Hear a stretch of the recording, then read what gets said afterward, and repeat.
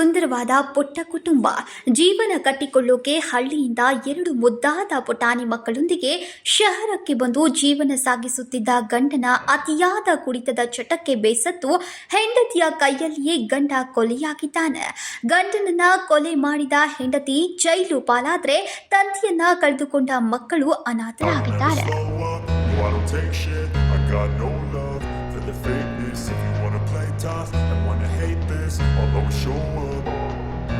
I don't ever slow up, no I don't take shit. I got no love for the fakeness. If you wanna play tough and wanna hate this, I'll always show up and make a statement. I don't ever slow up, no I don't. Raibag ತಾಲೂಕಿನಿಂದ ಬೆಳಗಾವಿಯ ನಗರಕ್ಕೆ ಜೀವನ ಕಟ್ಟಿಕೊಳ್ಳೋಕೆ ಅಮಿತ್ ರಾಯಬಾಗ್ ಹೆಂಡತಿಯೊಂದಿಗೆ ಬೆಳಗಾವಿಯ ರಾಮತೀರ್ಥ ನಗರದಲ್ಲಿ ಬಾಡಿಗೆ ಮನೆ ಮಾಡಿಕೊಂಡು ಜೀವನ ನಡೆಸ್ತಾ ಇದ್ರು. 2 ಮುದ್ದಾದ ಮಕ್ಕಳನ್ನ ಖಾಸಗಿ ಶಾಲೆಗೆ ಸೇರಿಸಿ ಶಿಕ್ಷಣ ಕೊಡಿಸುತ್ತಿದ್ದ ದಂಪತಿಯ ನಡುವೆ ಕ್ಷುಲ್ಲಕ ಕಾರಣಕ್ಕೆ ನಿತ್ಯ ಗಲಾಟೆ ನಡೀತಾ ಇತ್ತು. ಮಾಳಮಾರುತಿ ಪೊಲೀಸ್ ಠಾಣೆಯಲ್ಲಿ ಈ ಹಿಂದೆ ಗಂಡನ ಕಿರುಕುಳದ ಬಗ್ಗೆ ದೂರು ನೀಡಿ ರಾಜಿ ಪಂಚಾಯಿತಿ ಮಾಡಿಕೊಂಡಿದ್ರು. ಇಲ್ರಿ ಅವ್ರ ಗಂಡ ಇಂತನ ಕೊಟ್ಟಿರ್ಬೇಕು ನಮ್ಗೆ ಗೊತ್ತಿಲ್ಲ ಸರ್.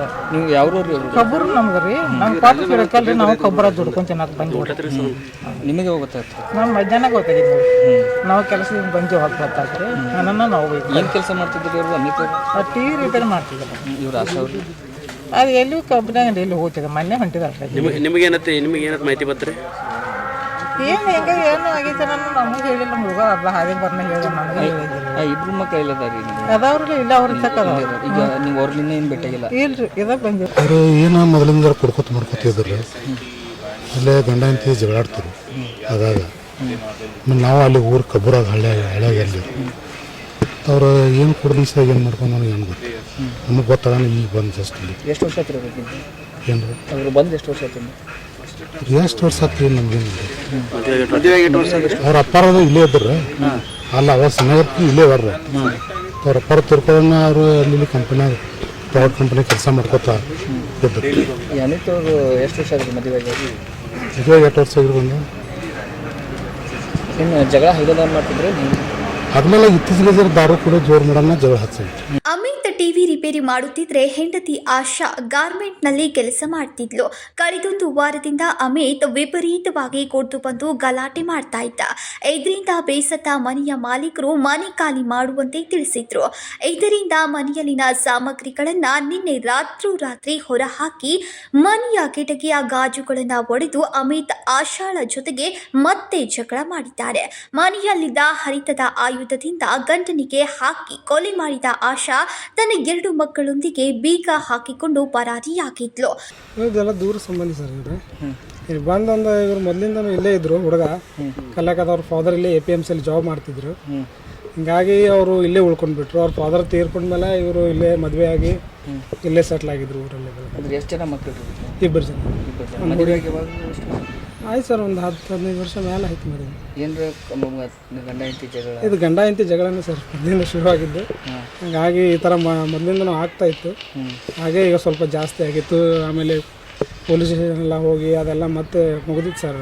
ಎಲ್ಲ ಮತ್ತೆ ಪದೇ ಆಗ್ತಾಯಿತ್ತು. ಇದೇನು ಹಾಗೆ ಮಾಡ್ತಾರೆ ಅಂತ ನಾವು ಇದು ಮಾಡ್ಕೊಂಡಿರಲಿಲ್ಲ. ಮತ್ತೆ ಪದೇ ಜಗಳ ಆಡ್ತಾಯಿದ್ರು ಸರ್ ಅಷ್ಟೇ. ಯಾರು ಹೊಡೆದಾರ್ರಿ? ಅದು ಗೊತ್ತಿಲ್ಲ ಸರ್, ನಾನು ಈಗಲೇ ಬಂದಿದ್ದು ಕೆಲಸ ಮೇಲಿಂದ.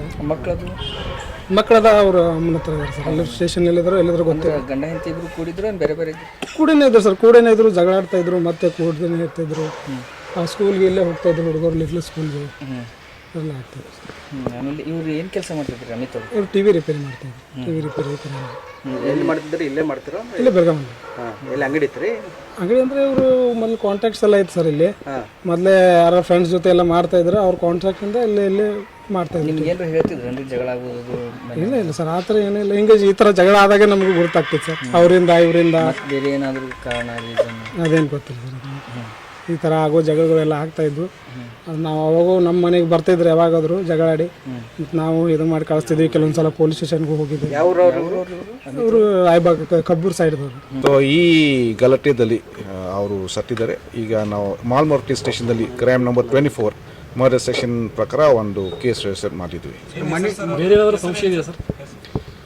ಅದು ಈಗ ಅಂದರೆ ನಮ್ಮ ಹತ್ರ ಅಷ್ಟು ಪರ್ಫೆಕ್ಟ್ ಮಾಹಿತಿ ಏನೂ ಇಲ್ಲ. ಅಂದರೆ ಮೊದಲು ಕೂಡ ಸ್ವಲ್ಪ ಕಂಪ್ಲೇಂಟ್ ಬಂದಿದೆ ನಮಗೆ, ಮತ್ತು ಆವಾಗ ನಾವು ಸ್ವಲ್ಪ ಸ್ಟೇಟ್ಮೆಂಟ್ ತೊಗೊಂಡಿದ್ವಿ. ಆವಾಗ ಒಬ್ಬರು ಮೇಲೆ ಮತ್ತು ಈ ಥರ ಅಲಿಗೇಷನ್ ಮಾಡ್ತಾ ಇದ್ರಿ.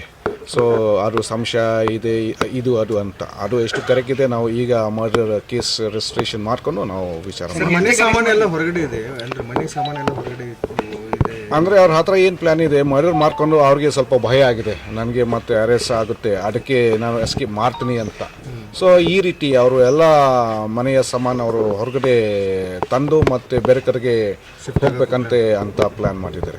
ಹೆಂಡತಿನ ಅರೆಸ್ಟ್ ಆಗಿದ್ದಾರೆ ಸರ್, ಹೇಗೆ ಎಲ್ಲಿದ್ದಾರೆ? ಈಗ ಹೆಂಡತಿ ಈಗ ನಮ್ಮ ಕಸ್ತರಿಯಲ್ಲಿದೆ. ಮಕ್ಕಳು ಸರ್ ಇಬ್ರು ಮಕ್ಕಳು ಇದ್ರು. ಇಬ್ರು ಮಕ್ಕಳು ಇದ್ದಾರೆ, ಒಬ್ರು 9 year old ಮತ್ತು ಇಬ್ರು 7 year old. 1 is a boy and 1 is a girl. ಅವ್ರ ಹೆಂಡತಿ ಹೆಸರು? ಅವ್ರ ಹೆಂಡತಿ ಹೆಸರು ಆಶಾ ಅಂತ. ವಿಷಯ ತಿಳಿತಾ ಇದ್ದಂತೆಯೇ ಮಾಳಮಾರುತಿ ಪೊಲೀಸರು ಕೊಲೆ ಮಾಡಿದ ಆರೋಪಿ ಆಶಾಳನ್ನ ಬಂಧಿಸಿದ್ದಾರೆ. ಒಟ್ಟಾರೆ ಸುಂದರ ಸಂಸಾರದಲ್ಲಿ ಬಿರುಕು ಮೂಡಿಸುವಂತೆ ಮಾಡಿದ್ದು ಸಾರಾಯಿ ದುಶ್ಚಟಕ್ಕೆ ಗಂಡ ಶಿವನ ಪಾದ ಸೇರಿದ್ರೆ ಪತ್ನಿ ಹಿಂಡಲ್ಗ ಜೈಲು ಪಾಲಾಗಿದ್ದಾಳೆ. ಮಕ್ಕಳು ತಂದೆ ತಾಯಿಯನ್ನ ಕಳೆದುಕೊಂಡು ಅನಾಥರಾಗಿದ್ದಾರೆ. Rajashekhar Hiremath, KMM Kannada news, Belagavi.